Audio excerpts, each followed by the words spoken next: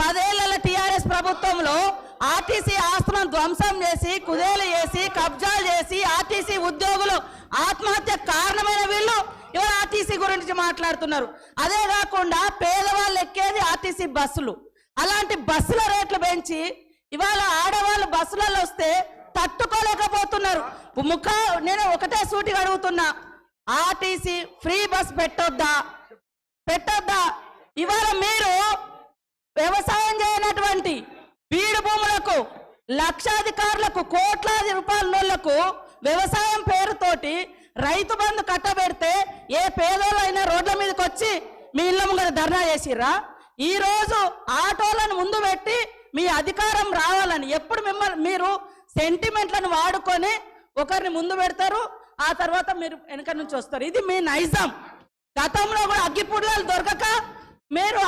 దొరకక డ్రామాలు చేస్తే పాపం వేరే పిల్లలు ఆత్మహత్య చేసుకున్నారు.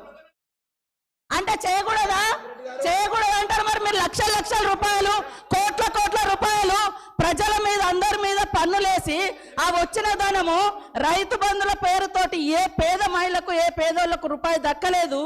కానీ మీరు మాత్రము లక్షలు ఎత్తుకున్నప్పుడు ఏ పేదోళ్ళన్న రోడ్ల మీదకి వచ్చి మాకెందుకు ఇవ్వలేదని అడిగిచ్చేటట్టుగా మేమన్నా రెచ్చగొట్టినామా? ఇవాళ అక్క చెల్లెళ్ళు అడుగుతున్నారు, నెలకు 5-6 వేలు మాకు మిగులుతున్నాయి ఆర్టీసీ బస్ తోటి. అంటే వీళ్ళు ఎందుకు తట్టుకోలేకపోతున్నారో నేను అడుగుతున్నా.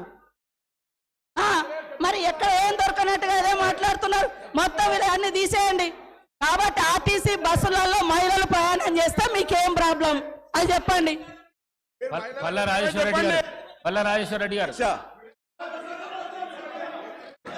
ఏం అధ్యక్ష ఇది?